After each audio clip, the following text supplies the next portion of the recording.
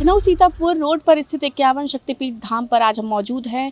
यहाँ पे जानेंगे यहाँ की मान्यता के बारे में कि इस मंदिर की मान्यता क्या है।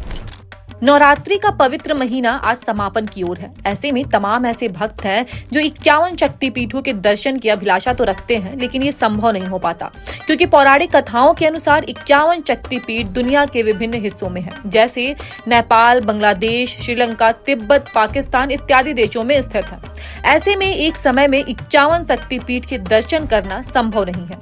फिर भी अगर आपको प्रदेश की राजधानी यानी कि आपके लखनऊ में 51 शक्तिपीठ के दर्शन एक ही स्थान पर हो जाए तो निश्चित ही ये किसी सौभाग्य से कम नहीं होगा। तो चलिए एशियन की टीम आपको लेकर चलती है एक आध्यात्मिक सफर की ओर। इस सफर में आपको देखने को मिलेगा भक्तों की अगाध आस्था और रोचक इतिहास। मंदिर की मान्यता 51 शक्तिपीठ है। माता सती जो थी उनके जो जहाँ अंग गिरे वहाँ से रज इकट्ठी की गई है। दो विशेषताएं हैं, एक तो रज की विशेषता है कि रज यहाँ इकट्ठी है क्योंकि हमारा पहुँचना थोड़ा मुश्किल है आज की परिस्थितियों को देखते हुए, बांग्लादेश, पाकिस्तान। तो आप यहाँ आकर रज की परिक्रमा भी कर सकते हैं, उनके दर्शन कर सकते हैं, वहाँ के जो विग्रह हैं उनके दर्शन कर सकते हैं। हमारे मंदिर की दो विशेषताएं और हैं। जैसे नवरात्रि जब होती है तो उसमें हम अलग अलग रंगों का श्रृंगार करते हैं जो शास्त्रोक्त है। जैसे ब्रह्मचारिणी का है तो सफ़ेद रंग होता है, माँ सफ़ेद रंग में होती है, माँ की ज्वेलरी सफ़ेद होती है, माँ का भोग सफ़ेद होता है और हम सब जो सेवादार और भक्त हैं हम भी सब सफ़ेद में होते हैं। लाइट से लेकर के कोशिश करते हैं कि सारी चीज़ें सफ़ेद हों। तीसरे दिन नारंगी होता है तो हम लोग सब उस रंग में होते हैं। फिर लाल होता है तो हम मतलब जो जो रंग हैं। और आज अष्टमी महागौरी पे आप सबका आगमन हुआ है तो आपने हमारे यहाँ देखा ये शास्त्रोक्त विधि से ये यज्ञ कुंड बना हुआ है। सुबह हम 9 बजे बैठे थे और हम 1-1:30 बजे पूजा से उठे हैं। पूरी सप्तशती का पूरे शास्त्रीय विधि से हवन होता है। एक और विशेषता है जो पिंडी पूजन की है। आप किसी भी मूर्ति का षोडशोपचार से पूजन नहीं कर सकते। आप उसको दूध, दही, घी से किसी भी मूर्ति को नहीं नहला सकते हैं।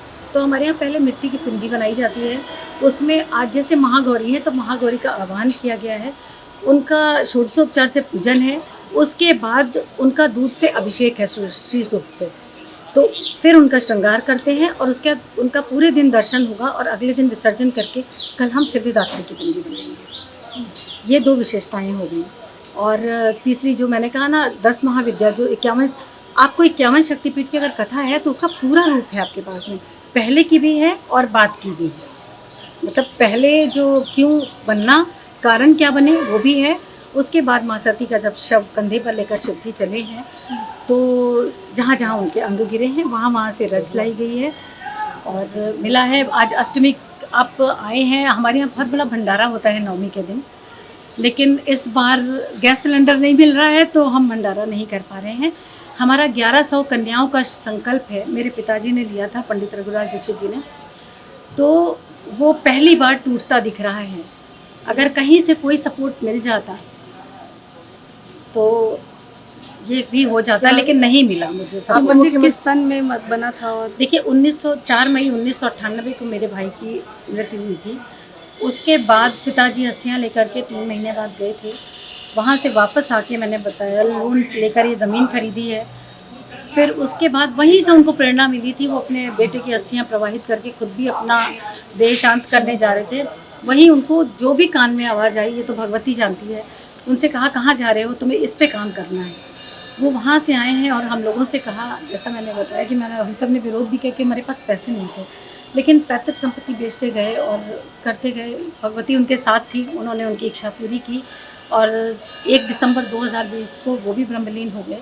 लेकिन वो अपने सामने मंदिर को पूरा करके तब गए हैं। नीचे माता सती, वो पार्वती हैं तपस्या करते हुए, और ऊपर शिवलिंग है, स्फटिक के शिवलिंग, जो उत्तर भारत में इधर तो कहीं भी नहीं है इतने बड़े और इतने बड़े नंदी। जो ऊपर शिवलिंग बनी वो किस? स्फटिक की शिवलिंग है और वहाँ पे सप्तऋषियों की भी स्थापना है। ब्रह्मा जी सहित 7 ऋषियों की स्थापना है बाबा के साथ में। तो ये एक अनूठी परिकल्पना, अनूठी सोच। मैं आपके चैनल के माध्यम से चाहूँगी कि महाराज जी तक मेरी बात पहुँचे कि ऐसा मंदिर जो आने वाले समय में इतिहास बनाएगा, लखनऊ का नाम कराएगा, तो अगर ये उन तक बात पहुंच जाती है, क्योंकि बहुत सारी चीज़ें अभी बाकी हैं करनी, भक्तों को भी असुविधा होती है, मार्ग नहीं सही है, हमारे पास टॉयलेट्स नहीं हैं और बैठने की जगह नहीं है, हम अपना मंदिर ही नहीं संभाल पा रहे हैं। देखिए ना तो हम पुताई करा पाए हैं, फर्श नहीं बन पाई है और जगह जगह क्रैक्स भी आ रहे हैं खम्भों में। तो बहुत सारी चीज़ें हैं जो हमें करनी है, लेकिन हम नहीं कर पा रहे हैं, भंडारे ही नहीं कर पा रहे पहले तो तो ये सब चीज़ें आपके माध्यम से अगर पहुंचती हैं तो महामाई की कृपा हो जाए। बहुत बहुत धन्यवाद आपका, हमारे बात को आगे बढ़ाने के लिए। माता रानी आप पर कृपा करे और सब भक्तों पर कृपा करे। जय माता दी।